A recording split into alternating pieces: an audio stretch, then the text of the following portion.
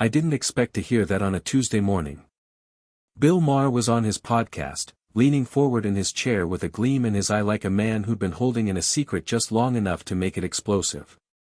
His guest, a retired Secret Service agent, raised an eyebrow, already sensing the shift in tone.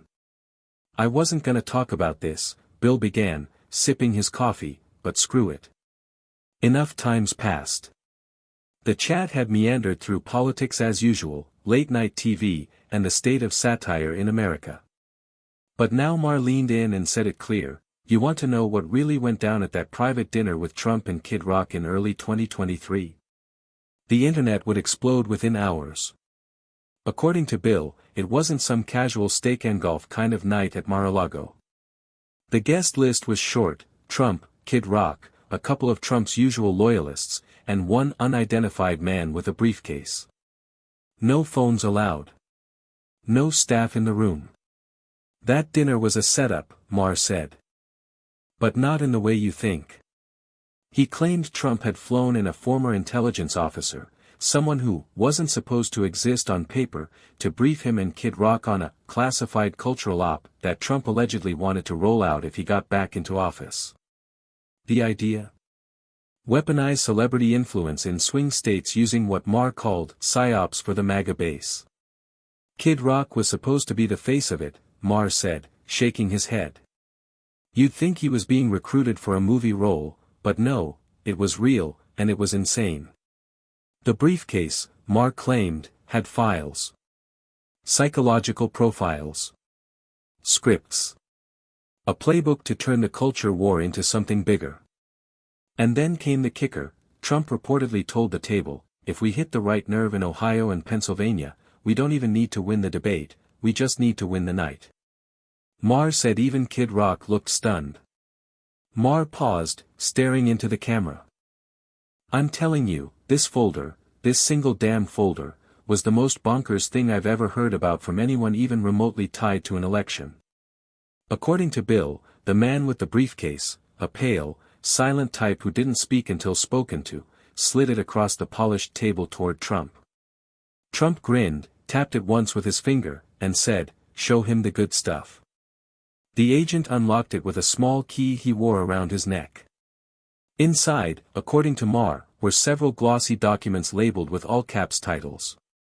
The biggest one, on top, read, "Viral Warfare, Culture Wins Elections." Now, this wasn't just memes and hashtags. Maher claimed the contents outlined a full-on psychological campaign, fake outrage events, coordinated influencer drama, pre-scripted leaks meant to inflame both left and right simultaneously, and even trigger points for social media platforms, phrases and clips designed to spread like digital wildfire. And Kid Rock? He was apparently at the center of it. There was an entire section dedicated to him, Maher said. How to amplify his image. How to stage controversies that would galvanize disaffected white males aged 25 to 45. Their words, not mine. Even crazier. Maher claimed the documents referenced other celebrities, names blurred or redacted, slated for involvement if things got too quiet. They called it noise architecture, Maher added. Think about that. They literally planned chaos as a form of voter engagement. He leaned back, visibly disturbed.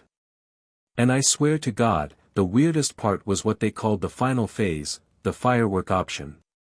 What was the firework option? That's where things go way off the rails. Maher took a breath, glanced at his guest, the ex-Secret Service agent, and smirked. You know what this is. I saw your face change when I said, firework option. The agent didn't deny it. According to Maher, the firework option wasn't metaphorical. It was literal, digital, and psychological all at once. In the final section of the Viral Warfare playbook, the operation outlined what they called a controlled national frenzy. It read like a script for a dystopian Netflix series, Maher said. Step-by-step plans to flood every media channel, left and right, with conflicting, breaking news events, all pre-packaged, all timed for maximum chaos. He claimed the playbook involved fake celebrity arrests, A staged political betrayal. Deepfake videos of liberal politicians saying unhinged things. Simultaneous MAGA rallies set to be interrupted by planted agitators. And one final twist, a live Kid Rock concert to be streamed across platforms, where he'd deliver a speech allegedly written by a former Breitbart ghostwriter. Trump said it was going to be like 4th of July for the soul-starved American, Maher quoted. He called it emotional fireworks. That was the whole idea. The goal? Disorient voters. Flood the attention economy. Make people feel like something huge was happening, whether it was real or not. And the timing? Just before the first major 2024 debate. I'm not saying they did it, Maher said carefully. But when you look back at the weird flood of viral trash that did hit the internet that summer, you start wondering if the fuse got lit. At this point in the podcast, the agent cut in with one line, some of it happened. Not all of it. But enough to scare the hell out of the people watching. Maher sat up. Wait, are you saying the firework option went live? The agent stared off for a second. Then said, let's just say someone stole the matches. Bill Maher said he didn't sleep that night after hearing about it. According to him, the concert was supposed to be a gritty, patriotic spectacle, broadcast live, supposedly unannounced, but actually scheduled down to the millisecond. It was Kid Rock's All-American Blowout, held at a secret location in Arizona desert country, just days before the first presidential debate. It wasn't just music, Maher said. It was a stage play wrapped in a red, white and blue beer can. Now here's where things get eerie. Maher claimed a trusted source in live event security told him something off happened that night. The concert's production team had been instructed to preload interruptions into the stream, like staged protesters rushing the stage, leaked camera feed hacks, even brief, glitched-out screen flashes with slogans like, "Take it back," and, "They lied to you." That wasn't a concert, Maher said flatly. It was a psychological bomb. And then came what he called the switch. Partway through Kid Rock's third song, everything froze. The stage lights went black. For exactly 13 seconds, viewers saw a rapid-fire video montage, edited like a fever dream, images of burning cities, masked figures, grainy footage of famous politicians yelling, and cryptic phrases like, "You don't know who's really in charge. He's coming back. We own the noise." The internet detonated. Theories exploded on every platform. Was it hacked? Was it real? Was it some kind of coded message? Was Trump behind it? Kid Rock went dark for 48 hours, posting nothing. Trump's team denied knowing anything about it, calling it a creative decision by the artist. But then Maher said something that hadn't been public, until now. Right after that broadcast, he said, a former RNC digital strategist told me their call center got flooded with messages saying, "He's coming back." I saw the sign. It wasn't just viral. It was cult-like. Whatever that night was, Maher added, it worked. Maher wasn't smiling anymore. He said that what followed the concert wasn't just buzz, it was movement. Online groups formed overnight. Some branded themselves Signal Watchers, claiming they saw hidden messages in the concert's 13-second blackout. Others called themselves the Reclaimed, and began organizing meetups across battleground states. They weren't just voters, Maher said. They were activated. Like they'd been triggered, literally, by whatever the hell that thing was. And just when it started to die down, a new name surfaced online. Not Trump. Not Kid Rock. Someone else. The man with no name. Maher said forums, Telegram channels, even some dark web threads all started referencing a man who'd engineered the signal, wrote the viral doctrine, or planted the seed of return. Always spoken of in vague terms. Never identified. But Bill? He'd heard about him before. Back when I did a panel on disinformation, he said, a researcher from Brussels warned me, there's someone who's been moving between tech, psyops, and politics. Always behind the curtain. Never named. Goes by codename Eden. Maher was skeptical, until he saw the internal metadata of a leaked campaign video that briefly hit Twitter before being scrubbed. One of the embedded tags, created by ED3N_protocol, he said that's when it all clicked. This wasn't a Trump or Kid Rock stunt alone. Someone else had written the script. Someone invisible. And the scariest part? Maher leaned into the mic. This Eden person didn't want attention. They wanted reverberation. They didn't care about credit. They wanted to infect the system. Maher's voice dropped when he said the words, "The Eden Protocol isn't a person, it's a blueprint." He explained that after the concert, a cybersecurity contact, someone who'd worked on disinfo response teams during multiple elections, sent him a heavily encrypted file. No context, no note. Just a single file name, Eden_protocol_4-22.aes. Bill had it decrypted through someone he won't name unless subpoenaed. The file was a PDF. 117 pages. A detailed, step-by-step playbook for how to create contagious belief. Not convince people. Not persuade voters. But create the illusion of grassroots awakening so strong, people believe they came up with it themselves. Page 1 called it synthetic patriotism, Maher said. A system to manufacture emotion, fear, pride, vengeance, then channel it into real-world decisions. Inside the document were outlined tools, automated fake news events, designed to get picked up by small outlets before hitting national ones. Emotionally coded color schemes for viral thumbnails. Scripted protest scenarios, with fallback chaos plans. Targeted disinfo bursts designed to activate both extremes of the political spectrum at the same time. And at the center of it all, a psychological framework called the spiral. The spiral mapped the stages a person went through as they encountered a viral moment: confusion, recognition, emotional overload, ideological lock, behavioral activation. Maher held up a printout of the spiral diagram during the podcast. It looked like a marketing funnel, except it ends with people showing up at rallies they never planned to attend. And then he dropped the kicker. One of the tags in the protocol was a test phrase: "The noise will guide you." That phrase showed up verbatim on a flag flown at a rally in Michigan 3 days after the concert. No one had released that document publicly. No one should have seen that phrase. Unless, Maher said grimly, the protocol's already loose. By this point in the podcast, Maher's tone had shifted. He wasn't joking. He wasn't riffing. He looked rattled. "I wasn't supposed to hear this call," he said. "But I did. And once I did, I couldn't unhear it."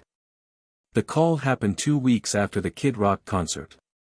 A senior advisor from the Trump 2024 team, Bill wouldn't say who, only that it was someone deep in the core, allegedly called a former campaign strategist who distanced themselves from Trump in 2021. This strategist, who occasionally fed tips to journalists and late-night hosts, secretly recorded the call. And someone, somehow, got it to Maher. The first thing the voice on the call said: "It's moving on its own now." Maher played a short clip on the podcast. He'd cleared it legally. There were no names, no identifiers, just a male voice with a low, controlled tone. Eden wasn't supposed to push it this far. But the system's feeding itself. People are making their own content now. They think it's grassroots, but they're following signals from the spiral. We lost the off switch. Then silence. Then, more chilling words: the campaign's not controlling the movement anymore. The movement's controlling us. Maher let that hang. This wasn't some conspiracy nut in a hoodie, he said. This was a top-tier operator. Someone who's managed millions in ad spend, psychological targeting, data ops. And he sounded scared. What did it mean? It meant the Eden Protocol didn't just work. It evolved. Memes became mantras. Noise became identity. Kid Rock's concert. Just a spark. The spiral had ignited a wildfire, and not even the people who lit the match could control where it burned. Maher closed out the segment saying, "You don't need a candidate when you've got momentum without conscience.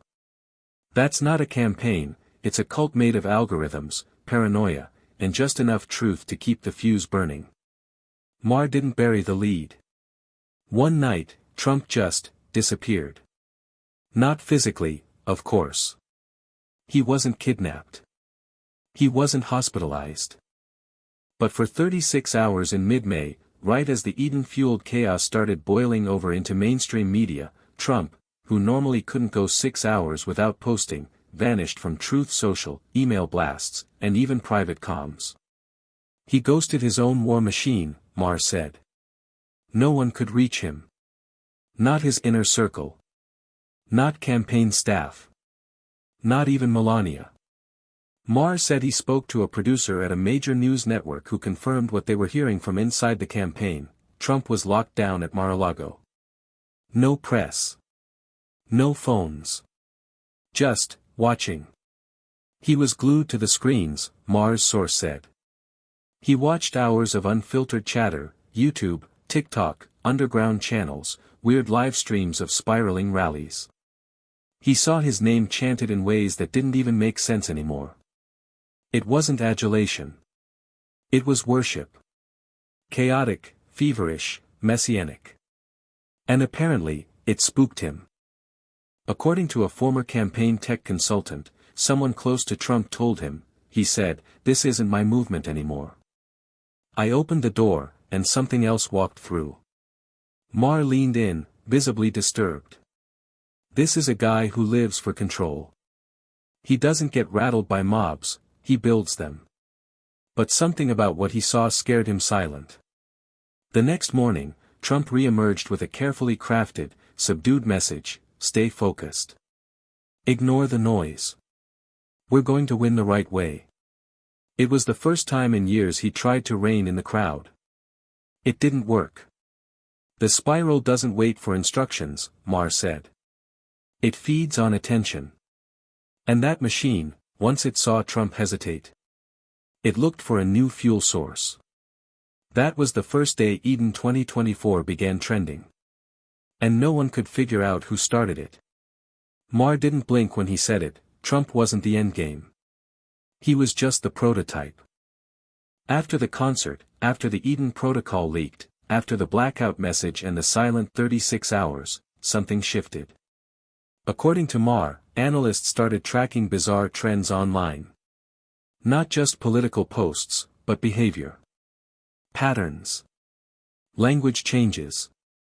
Symbols popping up across completely unrelated demographics. The spiral had mutated, he said. It wasn't just pushing MAGA talking points anymore. It started feeding off any emotional voltage. And then, out of nowhere, new voices started rising. Influencers with no political history suddenly began parroting phrases straight from the Eden manual. Twitch streamers. Fitness brothers, wellness podcasters. Crypto guys. Same tone. Same cadence. Same eerie hashtags: Signal Awake, the new voice Eden 2024, and the spiral responded. Engagement spiked. Not just among Trump's base, but across the spectrum. People who hated him. People who didn't care about politics at all. The Eden effect had jumped the fence. It wasn't left. It wasn't right, Maher said. It was outside. Something post-political. Anti-structure. The spiral didn't want votes anymore, it wanted believers. Then came the strangest part. According to a data analyst from a social monitoring firm Maher spoke with, multiple botnets that had once been aligned with foreign propaganda efforts, suddenly changed behavior. They stopped boosting known candidates and started pushing the Eden slogans. As if someone, or something, had flipped the switch. Twitter's backend flagged one account as hyper-anomalous, Maher said. It posted 8,000 times in 24 hours using unique phrasing every time. But here's the kicker: not a single message violated community guidelines. It was clean. Emotionally loaded. Designed to be spread. And all of them ended with the same line, "You don't choose the spiral. It chooses you." Maher stared at the camera, dead serious. This isn't a campaign anymore. It's an ideology that doesn't need a candidate. Maher opened the last segment of the podcast with a pause. Not for effect, but like he was trying to decide whether to say what he was about to say. "I wasn't going to include this," he admitted. "But I think it matters now. Because it wasn't just about Trump. And it wasn't just about Eden. It was about Kid Rock. Because 2 days after the spiral went into full hijack mode, after the memes, after the chants, after the eerie Eden 2024 movement began to gain a life of its own, Kid Rock posted a video. Not on his official channels. Not on Instagram. Not through any publicist. It leaked through a private Discord server with 78 members, most of whom were diehard fans, conspiracy heads, and one former member of a 2020 disinformation monitoring task force. The video was 45 seconds. Blurry. Handheld. Just Kid Rock sitting on the back of a pickup in the dark, lit by a single bonfire. He looked tired. Rough. Like he hadn't slept. "I didn't know what we were building," he said, voice low. "I thought it was a show. A message. Patriotism with some punch. I didn't know it was a trigger." He paused, then said something that hit like a gut punch, "This ain't Trump's ride anymore. He was just the guy who turned the key. We're past politics now. We're in something else. Something none of us control." Then, he looked directly into the camera. "If you're still riding the spiral, get off. Now. Before it tells you who to be." He didn't post again. Not officially. Not even a tweet. Nothing. Maher said the video gave him chills, not because it was Kid Rock saying it, but because he looked genuinely scared. Like someone who'd helped summon something and now saw it standing at the edge of the firelight. The spiral hadn't just gone viral. It had evolved. It didn't want a leader. It was the leader. Maher ended his podcast with a final line, eyes locked on the camera, "If you think this is about elections, you're still asleep. The Eden Protocol didn't choose sides. It chose us.